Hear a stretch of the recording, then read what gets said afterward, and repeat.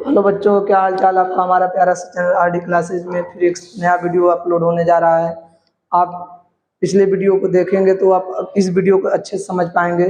चलिए ध्यान से देखिए बेटा, हम अगले प्रश्न पे चलते हैं। कल का कहाँ तक पढ़े थे हम लोग? परावर्तन के नियम पढ़ लिए थे। ठीक है, समझ में आता सबको? ठीक है बेटा, अब आगे चलिएगा, ध्यान से देखिए। आज क्या पढ़ेंगे हम लोग? आज का टॉपिक है बेटा समतल दर्पण द्वारा प्रकाश का विचलन। मतलब प्रकाश अपने मार्ग से कितना विचलित होता है वही हमें पढ़ना है। तो चलिए ध्यान से देखिए बेटा, इस ग्राफ को ध्यान से देखिएगा। देखिए, एक प्रकाश की किरण इस समतल दर्पण में पड़ रही है। ये जो प्रकाश की किरण है इस समतल दर्पण पे यहाँ पड़ रही है बेटा, ये आपतित किरण। और यहाँ से बेटा जैसे ही यहाँ प्रकाश किरण पड़ेगी तो एक नॉर्मल खींचेंगे हम लोग। इस नॉर्मल से एक कोण क्या बनाएगी? आई। फिर बेटा आप ध्यान से देखिए, यहाँ से फिर परावर्तित हो जाएगी तो नॉर्मल के साथ कौन सा कोण बनाती है? आर। बेटा आई और आर दोनों क्या होते हैं? बराबर होते हैं। तो बेटा लेकिन आप ध्यान से समझिएगा, पहले एक किरण यदि जाना चाहती तो कैसे जाती? देखिए, यदि ये किरण जाना चाहती, देखिए यदि किरण ये दर्पण ना होता, ये दर्पण ना होता तो प्रकाश किरण ऐसे सीधे जाती। एक मतलब बेटा ये प्रकाश किरण ऐसे सीधे सीधे इस तरह से जाती, लेकिन बेटा आप ध्यान से देखिएगा, प्रकाश किरण ऐसे सीधा न जाकर ऐसे मुड़ गया। मतलब देखो अपने मार्ग से विचलित हो गया कि नहीं हो गया? तो कितना एंगल पे विचलित हुआ वही हमें आज पता करना है। तो देखिए बेटा डेल्टा यम या डेल्टा बोल सकते हैं आप, विचलन या डेल्टा बोल दीजिए, जो भी है। आप ध्यान से देखिए बेटा, यही आपको यहाँ से यहाँ तक चाहिए। देखिए अपने मार्ग से इधर घूम गया तो अपने मार्ग से कितना एंगल घुमा है यही हमें आज जानना है। तो चलिए ध्यान से देखिएगा बेटा, आप टोटल यहाँ पर और यहाँ पर इस लाइन के बीच में टोटल कितने अंश का कोण बनेगा? 180 अंश का। तो ध्यान से देखिए बेटा 180 अंश का एंगल कितने भाग में बटा है आपको पता है बेटा? टोटल यहाँ से यहाँ तक एंगल कितना होगा बताइएगा? आई और आई कितना हो जाएगा? 2i। और अब ध्यान दीजिएगा बेटा, और यहाँ पर एंगल आपका क्या है? देखिए आप चलिए ध्यान दीजिए, ये आपको हम बोल दिए कि आपको डेल निकालना है। तो डेल कितना होगा बेटा इसको समझिएगा। इस डेल का वैल्यू हो जाएगा डेल डेल चलिए ध्यान दीजिए बेटा, इस डेल का मान कितना हो जाएगा? 180 अंश में से कितना एंगल मिला है आपको? 2i। 180 अंश में से कितना एंगल मिला है आपको? 2i। आपको यही एंगल निकालना है। तो 180 अंश में से 2i मिला है तो यही बचा हुआ एंगल हमें निकालना है। तो बताइए बेटा ये बचा हुआ एंगल कैसे आएगा? 180 अंश में से इसे क्या कर देंगे? घटा देंगे, ये बचा हुआ एंगल पता चल जाएगा। मतलब 180 माइनस कितना लिखेंगे? 2i। ये हमारा विचलन का क्या है बेटा? फार्मूला है। समझ में आ कैसे हुआ? ध्यान समझिएगा फिर से। ये प्रकाश किरण आपतित हो रही है, यहाँ पर प्रकाश किरण पड़ेगी बेटा, ये नॉर्मल के साथ कौन सा कोण बनाएगी? आई। आप लोगों को परावर्तन के नियम में बताया गया है, याद है ना? तो ये ध्यान दीजिएगा बेटा।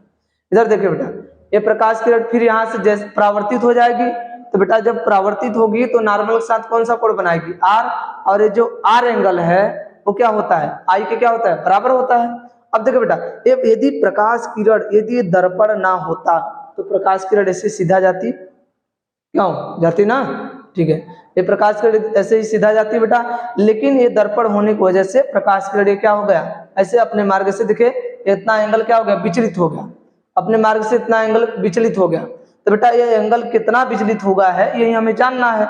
इस एंगल का वैल्यू कैसे निकालेंगे? देखिए आप इस लाइन पर कितने अंश का एंगल पाएंगे? 180 अंश का। इसका 180 अंश का एंगल दो, देखिए बेटा 180 अंश का एंगल दो भाग में बटा है, एक 2i एक डेल। तो आपको पता है कि हमें डेल निकालना है, तो आप क्या करेंगे बेटा? 2i को 180 अंश में से घटा देंगे तो आपको क्या मिल जाएगा? डेल। देखिए सॉरी 180 अंश में से 2i को क्या कर देंगे? घटा देंगे। 180 अंश में से जब 2i को घटाएंगे तो आपको क्या मिल जाएगा? डेल। ठीक है, समझ में आया? ठीक है बेटा, अब आगे चलते हैं। अगला नेक्स्ट प्रश्न ध्यान दीजिए बेटा, आप ध्यान से यहाँ समझिएगा। ये प्रकाश की किरण ये समतल दर्पण है मान लीजिए, ठीक है।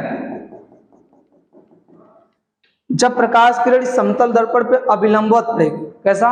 अभिलंबवत। अब बताइए बेटा, जैसे समतल दर्पण हो गया, ऐसे प्रकाश किरण इस पे अभिलंबवत पड़ेगी तो क्या होगा? अब बताइए बेटा, जब ये प्रकाश की किरण, मान लीजिए दर्पण है इस तरह से, ये आपतित प्रकाश है, तो यहाँ पर आपको क्या मिल गया, आपतन बिंदु। और जब ये आपको आपतन बिंदु मिला है बेटा, तो आप यहाँ से क्या खींचेंगे, नॉर्मल। ठीक है, कल ही भी चर्चा हुई है, यहाँ से नॉर्मल खींचेंगे और नॉर्मल देखेंगे इस आपतित किरण पर ही खींचा जा रहा है, इसका मतलब नॉर्मल और आपतित किरण के बीच का एंगल कितना है, 0। कितना बेटा, 0।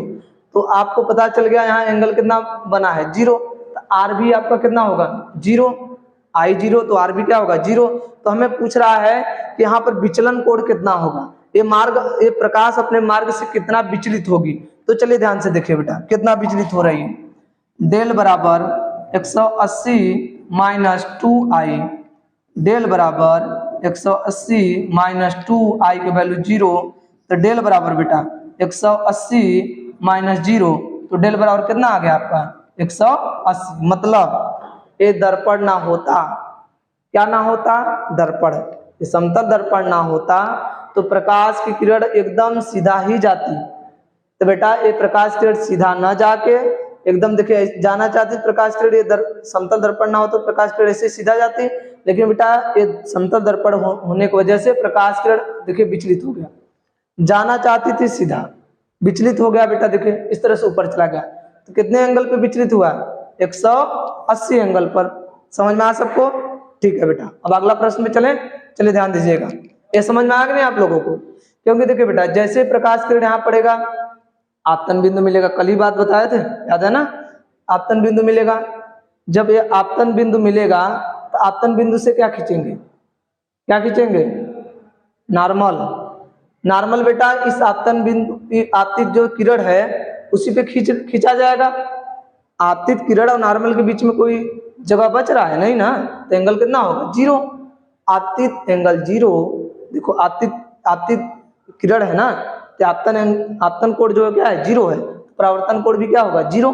ठीक, समझ में आया। अब आगे बढ़ते हैं बेटा, नेक्स्ट प्रश्न ध्यान दीजिए, दिख रहा होगा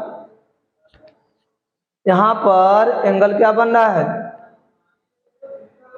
30 अंश। कितना अंश बन रहा है, 30 अंश। अब बताइएगा बेटा का ये जो एंगल है वो आपका आई है, बताइएगा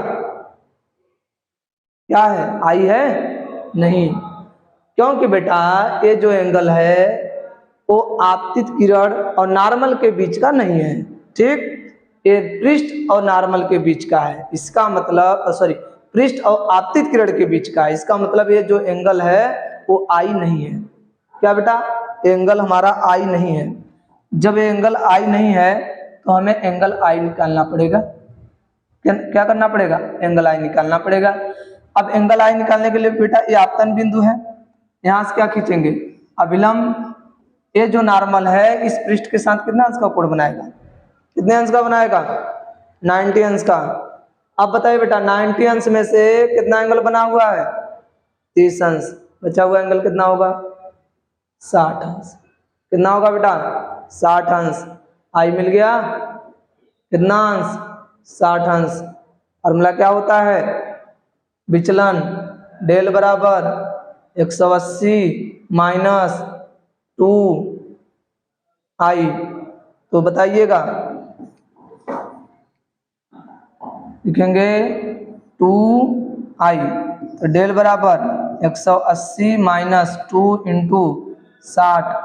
बताइए डेल बराबर कितना आ जाएगा, 180 माइनस 120, हटाइए कितना आ गया डेल बेटा, 60।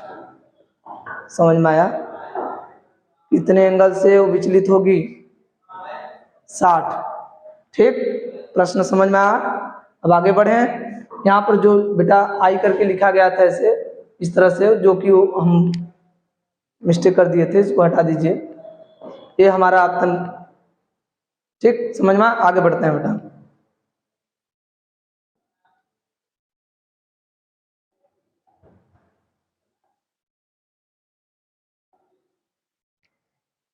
क्या जानेंगे आज, प्रतिबिंब।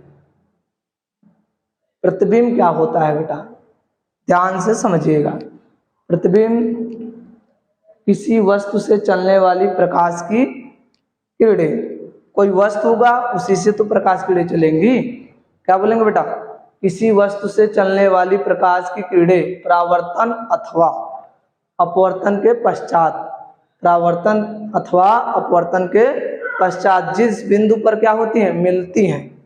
जिस बिंदु पर मिलती हैं अथवा मिलती हुई प्रतीत होती हैं। जिस बिंदु पर मिलती हैं अथवा मिलती हुई प्रतीत होती हैं उसे उस बिंदु को जो है बेटा प्रतीत होती है, उस बिंदु को वस्तु का क्या कहते हैं? प्रतिबिंब कहते हैं। जिस बिंदु पर प्रकाश मिलेंगी या मिलती हुई प्रतीत होंगी उस बिंदु को ही उस वस्तु का क्या कहेंगे? प्रतिबिंब कहेंगे। प्रतिबिंब कितने प्रकार के होते हैं? 2 प्रकार। कौन कौन? वास्तविक प्रतिबिंब, आभासी प्रतिबिंब। आभासी प्रतिबिंब और वास्तविक प्रतिबिंब। अब देखो बेटा प्रतिबिंब समझ में आया क्या है? क्या बोलिए, हमारे साथ बोलिएगा।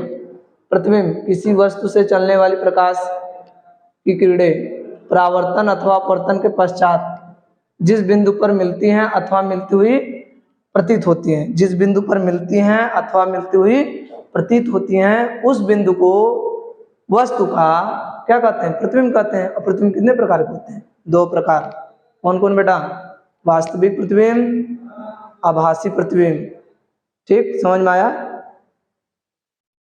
ठीक है बेटा, अब आगे चलते हैं, ध्यान दीजिएगा। देखिए अब इसमें आप ध्यान समझिए। अच्छा बेटा आप बताइएगा, यदि ये दर्पण ना होता, क्या ना होता? दर्पण ना होता। दर्पण ना होता तो प्रकाश की किरणें, ये जो प्रकाश की किरणें हैं कहाँ मिलती हैं बताइए? ये प्रकाश की किरणें इस तरह से यहाँ मिलती कि नहीं मिलती? हैं बोलिए, मिलती ना? क्यों? क्योंकि ये दर्पण ना होता तो दोनों प्रकाश की किरणें आपस में यहीं टकराती, यहीं पे मिलती ना, आकर मिलती कि नहीं? ठीक, ध्यान दीजिए। अब आगे उसको ध्यान दीजिए। लेकिन बेटा ये दर्पण होने की वजह से प्रकाश की किरणें यहाँ पर नहीं मिलेंगी। समझ रहे हो बात को? प्रकाश की किरणें यहाँ पर नहीं मिलेंगी। तो बेटा यहाँ से प्रकाश की किरणें क्या हो जाती हैं? परावर्तित हो जाती हैं। परावर्तित हो जाएंगी तो देखिए बेटा इधर ये जाएगा, इधर ये परावर्तित हो जाएगा। देखिए परावर्तित किरणें यहाँ पर काट रही हैं तो यहीं पर बनेगा इमेज, प्रतिबिंब। अभी परिभाषा में लिखे होंगे परावर्तन तथा अपवर्तन के पश्चात जिस बिंदु पर प्रकाश किरणें मिलती हैं वहीं पर आपका क्या बनता है? प्रतिबिंब। तो बेटा इसी बिंदु पर प्रकाश किरणें मिल रही हैं तो आपका क्या कहलाएगा? प्रतिबिंब। इसमें ध्यान से देखिए जरा। तो देखिए यदि प्रकाश किरणें जाएंगी तो एकदम सीधा ऐसे ही जाएंगे, लेकिन यहाँ से यदि दर्पण ना होता, क्या ना होता? दर्पण ना होता। दर्पण ना होता तो प्रकाश किरणें ऐसे जाती सीधा, लेकिन बेटा दर्पण होने की वजह से ये प्रकाश किरणें ऐसे सीधा नहीं जाएंगी। ठीक, तो कैसे जाएंगे बताइए? यहाँ से परावर्तित होकर ऐसे चली जाएंगी। ठीक है, यहाँ से क्या हो जाएंगी? परावर्तित हो जाएंगी, इधर इधर। तो बताइए एक दूसरे को कहीं काट सकती हैं? बोलिएगा, कहीं काट सकती है? नहीं काट सकती। तो प्रतिबिंब बनेगा? नहीं बनेगा। लेकिन यदि तुम इसको पीछे ले जाओ, डाट डाट कर, डाटो इसे, डाट डाट करो, ditto, dot dot, dot dot कर रहे हो ना, इसे भी डाटो। बताओ, यहाँ पर मिल रही है ना? डाटने से एक किरणें यहाँ पर मिल रही हैं तो यहाँ पर आपका क्या बनेगा? प्रतिबिंब। यदि आप इसे डाट डाट करके पीछे लाएंगे, इसे भी डाट डाट करके पीछे लाएंगे तो प्रतिबिंब यहीं पर बनेगा कि नहीं बनेगा? क्योंकि अपवर्तन के पश्चात किरणें यहीं पर मिल रही हैं। परावर्तन के पश्चात यहीं पर किरणें मिल रही हैं तो ये आपका क्या बनेगा? प्रतिबिंब। अब ध्यान दीजिए बेटा, इसमें से आपसे पूछा जाएगा कौन वास्तविक प्रतिबिंब है, कौन आभासी प्रतिबिंब। समझ रहे हो मैं क्या कर रहा हूँ? कौन वास्तविक प्रतिबिंब है, कौन आभासी प्रतिबिंब है। तो ध्यान दीजिए बेटा, जब प्रकाश की किरणें परमानेंट लाइन काटे, मतलब डॉट डॉट लाइन ना हो, देखो यहाँ डॉटेड किरणें काट रही है ना, यहाँ परमानेंट किरणें काट रही हैं। जब डॉटेड किरणें काटेंगी तो क्या बनेगा, आभासी प्रतिबिंब। क्या बनेगा बेटा, आभासी प्रतिबिंब। जब प्रकाश की किरणें परमानेंट काटेंगी तो वास्तविक प्रतिबिंब। क्या बनेगा, वास्तविक प्रतिबिंब। ठीक, वेरी गुड। अब आगे ध्यान दीजिए बेटा, ये कौन सा प्रतिबिंब है, बोलिएगा आप लोग। क्या सुनाई नहीं दिया, ओ आभासी प्रतिबिंब। चलिए ध्यान से देखिए,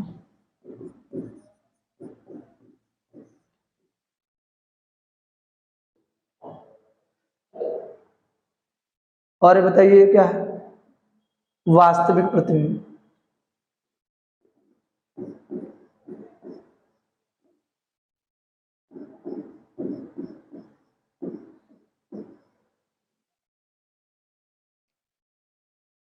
आभासी प्रतिबिंब, वास्तविक प्रतिबिंब।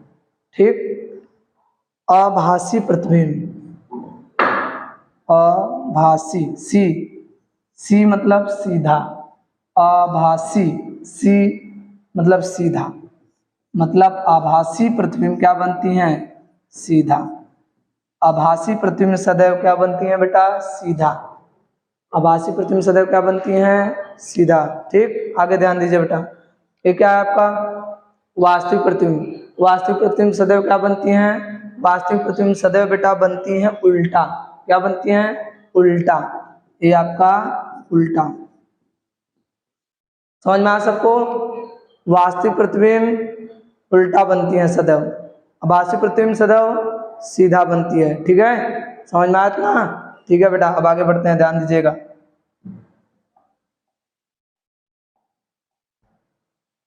देखिए अब हम लोग क्या पढ़ेंगे, समतल दर्पण। क्या पढ़ेंगे बेटा, समतल दर्पण। समतल दर्पण क्या होता है,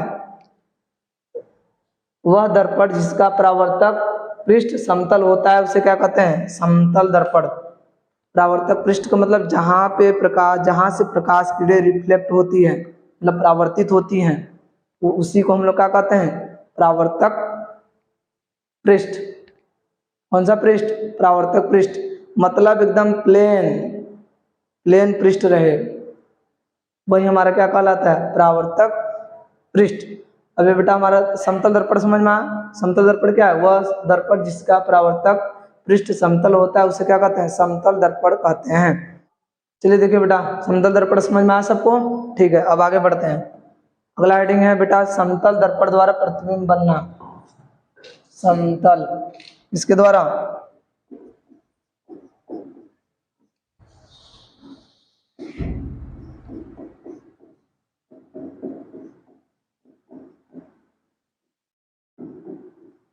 समतल दर्पण द्वारा प्रतिबिंब। अब देखिए बेटा, समतल दर्पण द्वारा कैसा प्रतिबिंब बनेगा, इसको ध्यान से समझिएगा। चलिए ध्यान दीजिए बेटा, मान लीजिए कोई वस्तु है, ठीक है, इस समतल दर्पण के सामने खड़ी है। किसके सामने, इस समतल दर्पण के सामने कोई वस्तु है ए बी। अब देखिए बेटा, इस वस्तु से क्या निकलेगा, प्रकाश। क्या निकलेगा बेटा, प्रकाश। इस वस्तु के शीर्ष शीर्ष शीर्ष भाग से हम प्रकाश निकालेंगे। कहाँ से, शीर्ष भाग से। पहला हमारा काम है, देखिए बेटा आप पहले जैसे मैं बना रहा हूँ पहले इसको समझिएगा। आप इसके शीर्ष से एक प्रकाश की किरण को निकालिए और उसको इस समतल दर्पण पे पड़ाइए। जैसे देखिए, देखिए ये जो प्रकाश की किरण आप दिख रहा होगा आप लोगों को, एकदम इस पृष्ठ पे अभिलंबवत पड़ रहा होगा। कैसा, अभिलंबवत।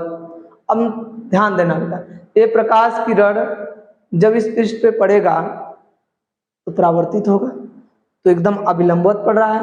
तो बेटा जब आप यहाँ पर आपतन बिंदु खींचेंगे, यही है आपतन बिंदु ना, अब इस आपतन बिंदु से आप क्या खींचेंगे, नॉर्मल। क्या खींचेंगे बेटा, नॉर्मल। जब आप अभिलंब खींचेंगे तो अभिलंब तो इसी पर जाएगा, अभिलंब तो इसी पर ही जाएगा, मतलब आपतित किरण और अभिलंब के बीच में कोई जगह ही नहीं है, तो एंगल क्या होगा, आई, जीरो। तो आर भी क्या होगा, जीरो। इसका मतलब आर भी उसी पर से होकर जाएगा, मतलब आर।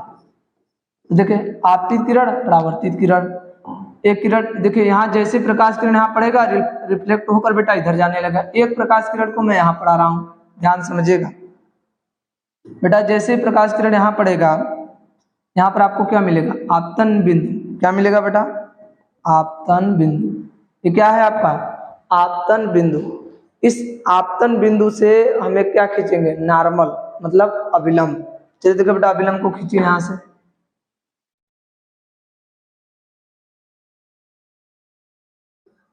अभिलंब। इस अभिलंब के साथ एक कौन सा कोण बनाएगा? आई। तो बेटा जितना कोण बना के अभिलंब के साथ आया है उतना ही कोण बना के अभिलंब के साथ चला जाएगा। मतलब जैसे अभिलंब के साथ कोण यहाँ कितना बनेगा? आर। तो बताइए एक किरण इधर जा रहा है, एक किरण इधर जा रहा है, का एक किरण एक दूसरे को कभी काटेंगे? नहीं काटेंगे। जब किरणें एक दूसरे को नहीं काटती हैं तो हम उससे डांटते हैं। अब जब डांटेंगे तो कहीं ना कहीं जरूर काटेंगे। देखते हैं डांटने से काटती हैं कि नहीं काटती हैं। चलिए इसको डांट डांट करके पीछे ले जाइए।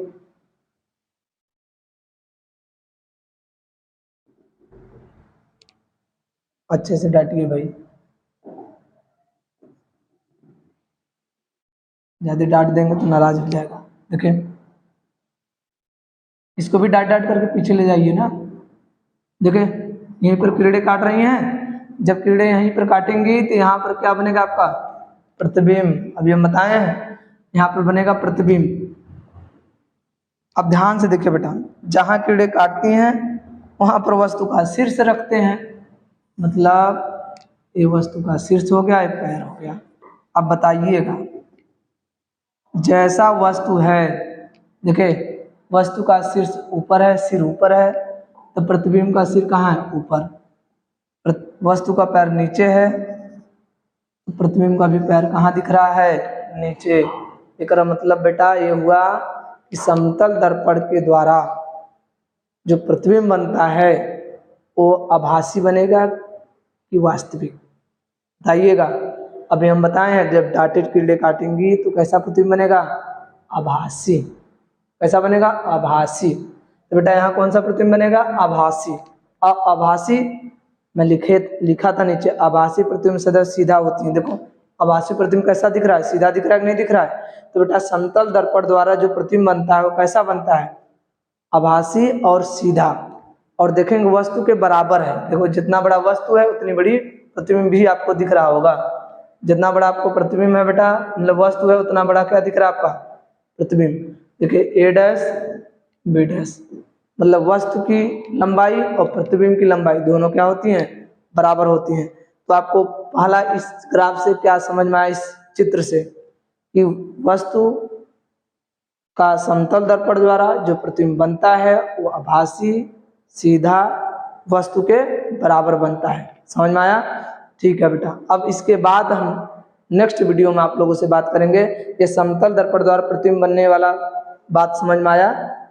अब नेक्स्ट वीडियो में हम आप लोगों से बात करेंगे, ठीक है। और मैं चाहता हूं कि आप लोगों को केमिस्ट्री का भी पढ़ाना स्टार्ट करूं। जो केमिस्ट्री का चैप्टर आपको पढ़ना होगा वो केमिस्ट्री का चैप्टर आप कमेंट बॉक्स में लिख कर भेजिएगा। मैं केमिस्ट्री के उस नए चैप्टर को स्टार्ट करूँगा, ठीक है। Okay, thank you. कितना हुआ सर?